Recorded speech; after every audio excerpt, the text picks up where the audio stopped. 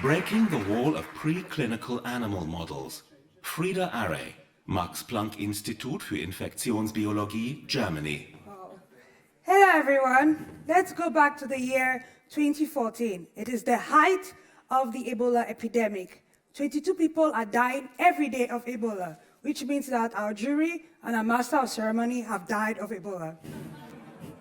In that same year, 4,100 people died every day of tuberculosis, which means that everybody in this building at Fallen Wall Ventures and Hotel Adlon has died of tuberculosis.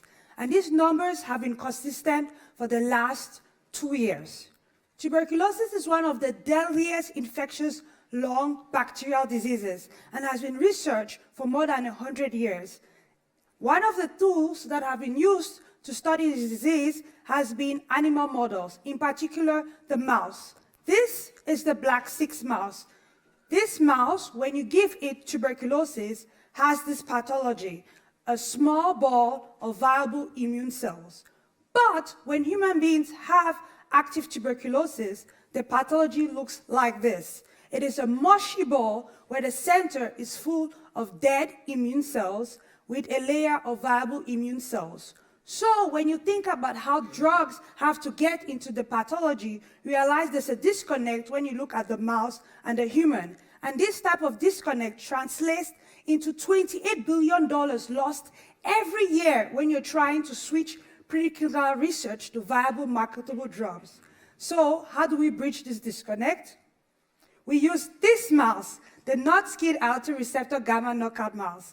This mouse has a stunted immune system. So when it's young, you give it a preparative regimen, you inject it with human stem cells, and when it's grown up, it has developed a human immune system.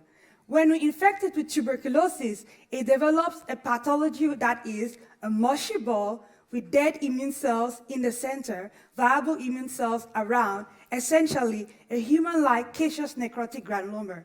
So finally, we have a system where we can test at the same time the effects of the drugs on the bacteria, on the human immune cells, and the pathology in the same environment. And that's how we're breaking down the walls of preclinical mouse models. Thank you. Questions, comments? Question, comments? One over there.